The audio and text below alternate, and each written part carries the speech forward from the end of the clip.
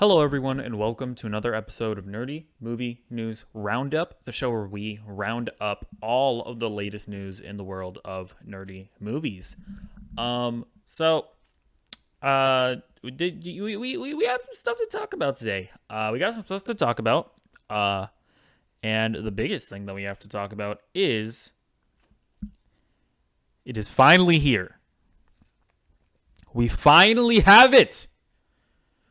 God himself has graced us with the trailer for Spider-Man No Way Home. Now, this thing, because of course it couldn't just release normally. It was leaked like a few hours before it was released. Now, what's going on here is the original source. It looks like it was like on an editing bay or something. I don't know if that's Final Cut Pro or like Sony Vegas or something. But it was recorded on a phone, right? Then that phone was recorded by another phone. Then that phone was recorded by presumably a phone, which is what recorded like the final product that we got to see. So I am a terrible person, so I did watch this leaked trailer. That being said, the quality was so bad that you could barely make out any of like the visuals, and the audio was so bad that you really couldn't understand what was being said. So I still shamelessly did like a reaction video. I mean, I was upfront and honest in my reaction video, but I was basically like, yeah, I watched it, but I could barely make anything out, so it'll still be essentially a reaction video. But whatever, who cares? The trailer itself came out, and here's the thing. I am definitely excited for this movie just based off of the spectacle of it all alone, like with Jamie Foxx coming back as Electro and Alfred Molina coming back as Doc Ock, and presumably, based on this trailer, Willem Dafoe probably coming back as Green Goblin, and, you know, the rumors of Tobey Maguire and Andrew Garfield. Like, all of that stuff makes me excited for this movie. All of that stuff alone is like, okay, I'm excited. The trailer itself, though, was fine. I find some problematic elements. Like, I already don't like the idea of Peter not having a secret identity. I feel like, you know, it's him like being living that double life it's part of why I like the character. And so I'm not too keen on them moving away from that, at least now, like so soon, into Tom Holland's Spider-Man's like career or whatever. And you know, they could reverse it by the end of the movie and it'll all be cool and great. So that's could totally be the case, but as of right now, I'm not too keen on that story element. And then I also just find the whole weird, like the way they're setting up this whole thing. I find it a bit strange with how, like, Peter making a wish to Doctor Strange of like, oh, I wish that everybody didn't know my secret identity. Like that seems like the plot of like a Disney Channel original movie to me. Like I don't know, it seems a little corny. And then yeah, like.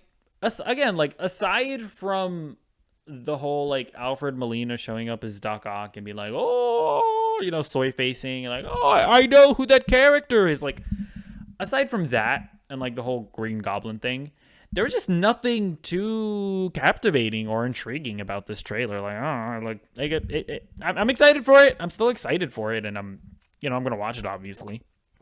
But, I don't know. I'm just, like, I'm not over the moon, I should say, about anything in this trailer. And I also do kind of want to talk about the thing. So here's my game theory. Or, you know, Matt Pat has a movie channel. Here's my film theory. Okay,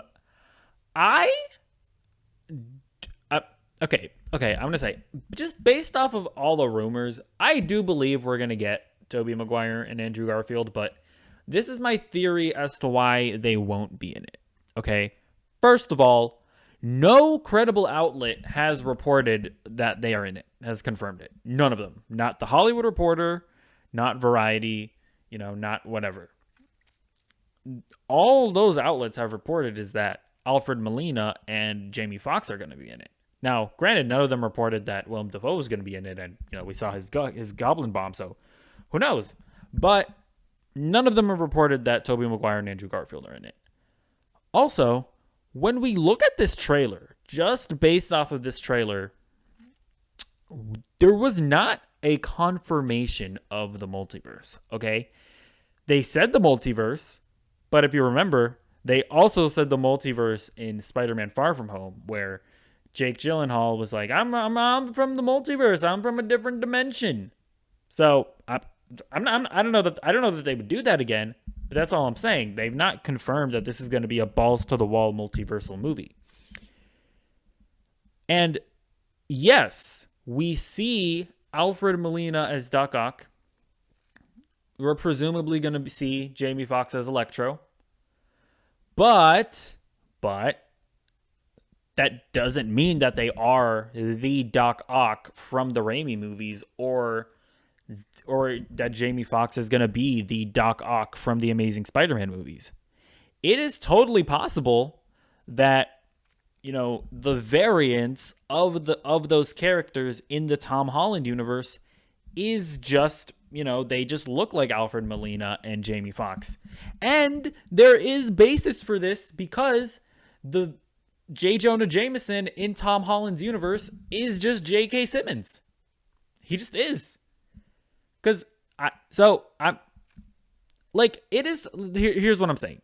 It is totally possible that this movie is more of a Flashpoint film than a Spider-Man Into the Spider-Verse movie. Meaning that because, you know, Doctor Strange messed with time and changed whatever, that in Tom Holland's universe, it is the case that that Doc Ock and Jamie and Electro sort of come out of the woodwork, right?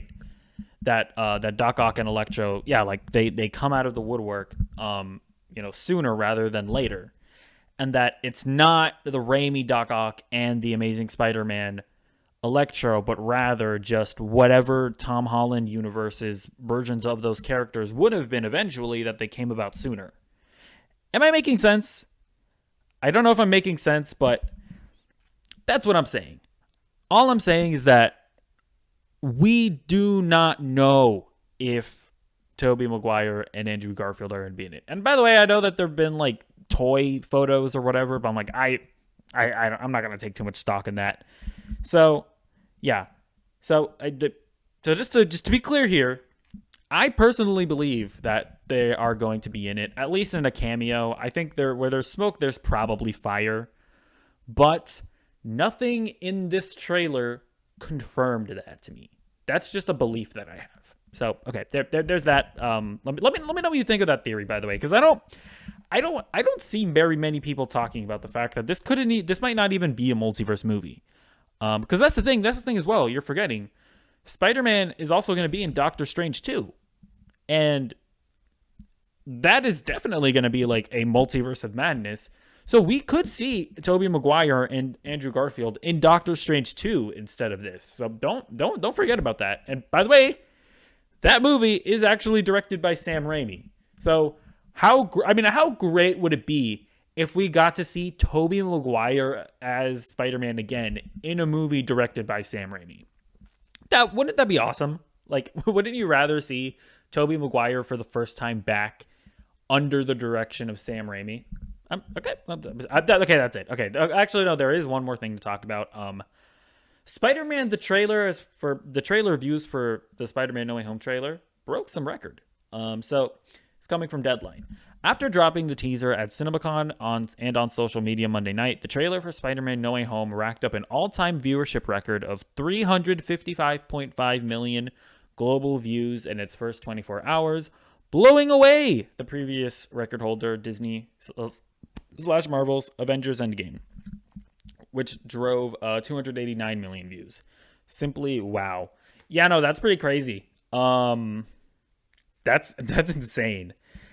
Now, I'm a bit hesitant to be like, okay, oh, it got that many views. That means it's going to like destroy Endgame's box office. I mean, I don't know that trailer views necessarily correlate to box office like that. I don't know. We'll have to see.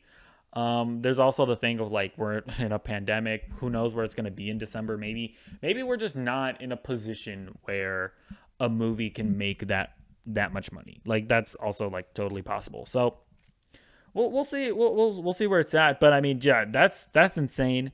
clearly this movie's going to be big. Like, if any, like, I believe that Spider-Man No Way Home will probably be the first movie, since the pandemic to crack the $1 billion mark. That's that I think that's the movie that has the best chance of it.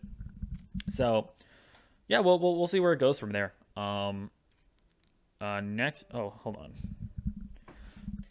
This is a bit of a background. I record this show from my laptop and it's not plugged in. Now, it's not the worst thing in the world. But, I could lose power at any time. It's a thing that could happen. So I'm just going to plug that in. And no, I'm not editing that out because I'm lazy. Okay. Next story. We have a Black Canary movie. So this is kind of surprising. I guess I'll just read a little excerpt from The Hollywood Reporter.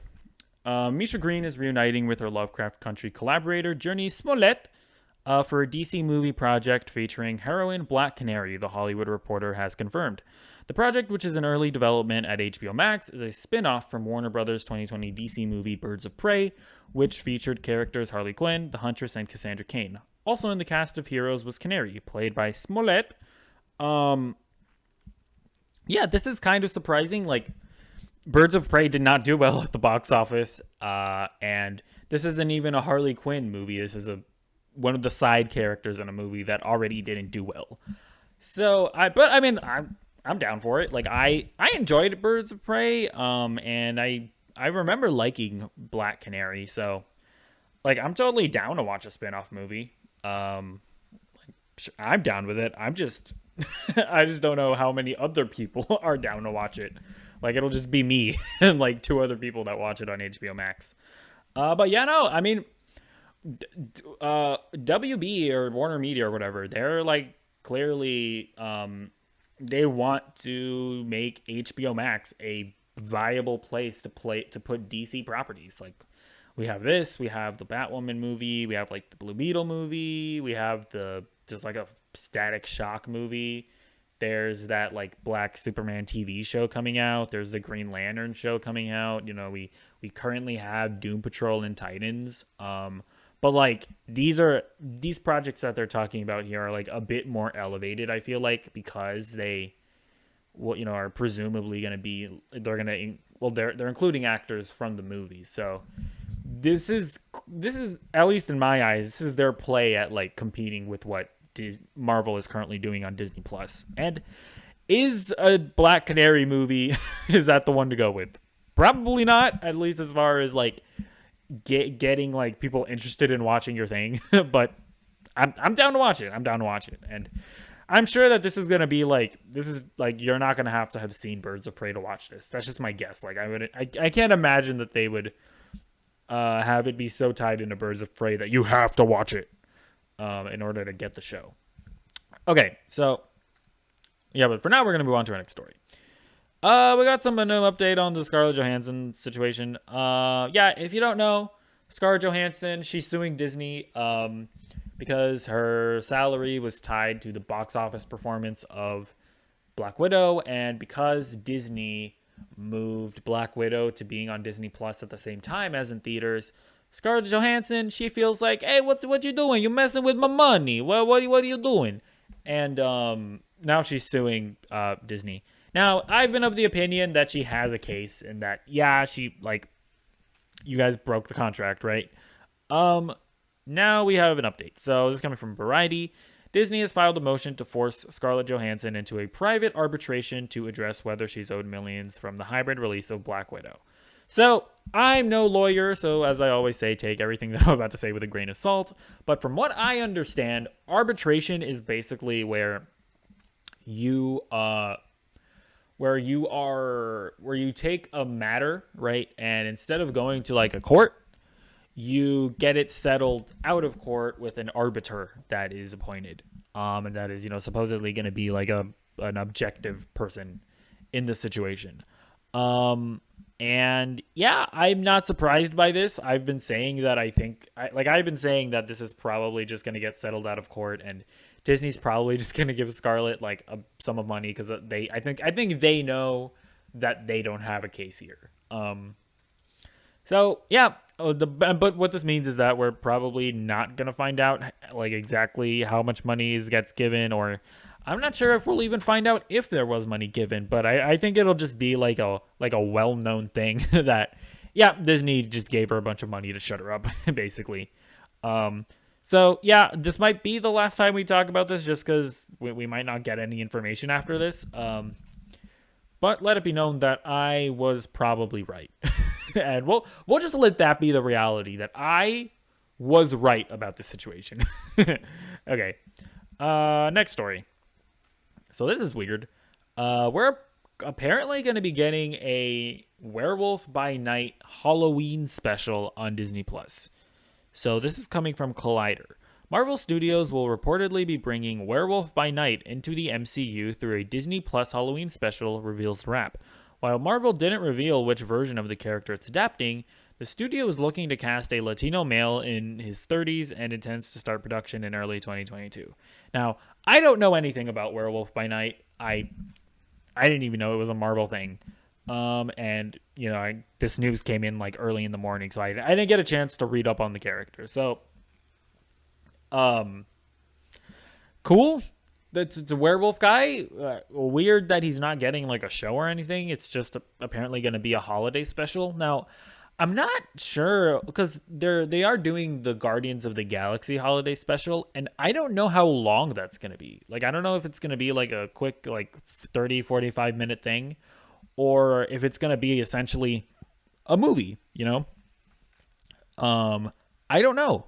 So because if basically what this means is that we're going to get a Werewolf by Night movie and it's just going to be a holiday special, then that's cool. That's a new character, it's a new movie, like that's cool. But like if this is just going to be like a 45-minute thing where they introduce this weird character, I don't know if that's all that exciting. But if this ends up being just a movie that they're putting on Disney Plus, then I'm excited because it's a new character that they're introducing.